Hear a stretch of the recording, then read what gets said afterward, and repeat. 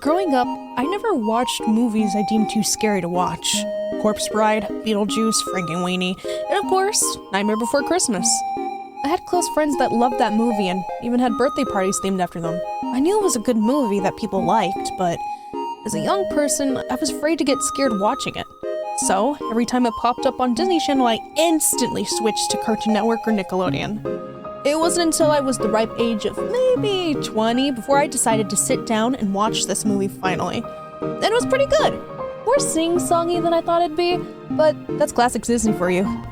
The use of stop motion is always intriguing, as you can tell I really like stop motion, and the fact that it was made by Tim Burton helped because, even if I didn't like scary things, Willy Wonka had always had my back as a movie I rewatched often.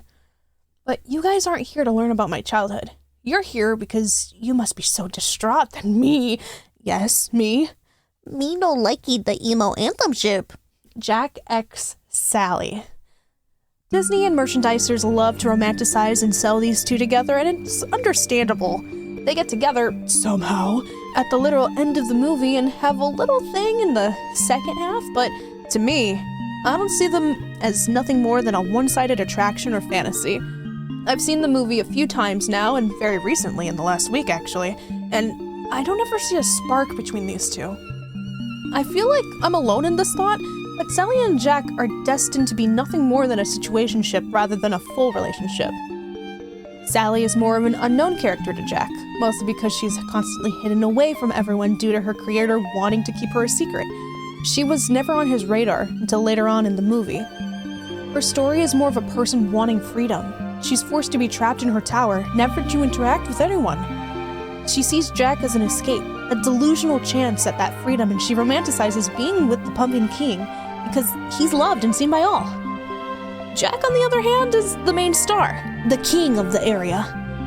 Everyone has eyes and sockets on him, as he is the Pumpkin King, but even though he's so adored by everyone, Jack is the type of person to be locked into a special interest. He'll lock himself away for months trying to research something he found interesting. He'll take walks alone in melancholy. He's really one of those introverts that everyone just seems to be very attached to. He doesn't care for the attention, but rather what gives him an interesting boost. Most, if not all, of the film is about Jack reinvigorating his creative burnout and finding a new hyperfixation to help that.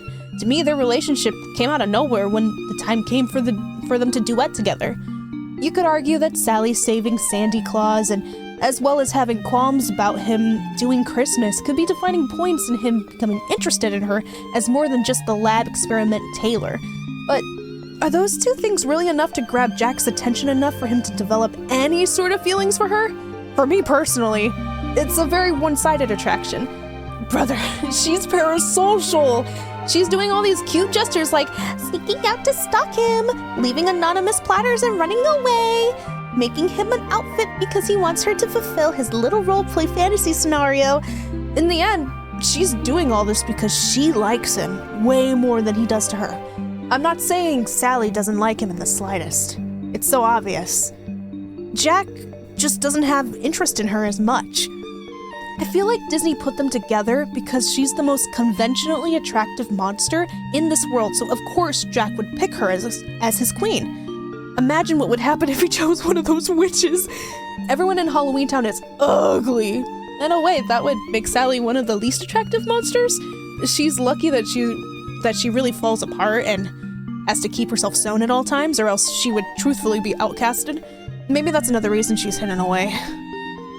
Another draw Jack could have is that she thinks differently than other monsters, and there I can see his thought process. He likes her brains, but again, most of the movie isn't spent on Sally showing that side of her. The first half was her running away and Jack absorbed in his Winter Wonderland adventure. What I want to see is more of a believable reason other than her being parasocial and him just saying, okay, bet, why not, at the end. Relationships in real life have been that way, though, to people, but Disney likes to romanticize them as if they are the pairing for the holiday season. But they aren't.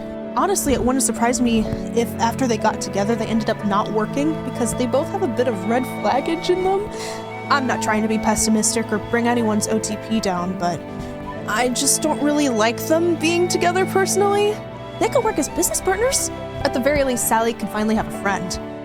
What she needed most wasn't a romantic relationship, but a relationship that pays attention to her more than anything after being so left out. A friendship with Jack could remedy that. But that's just my opinion. Feel free to disagree with me, but at the end of the day, this isn't a love-focused movie. It's a creative burnout masterpiece. Thank you for watching this video. If you have any inputs, please put them down below. I'd love to see what you guys have to say. Please like and subscribe, and if you want to see more content like this, have a good day, have a good night, have a good wherever you are. I am out.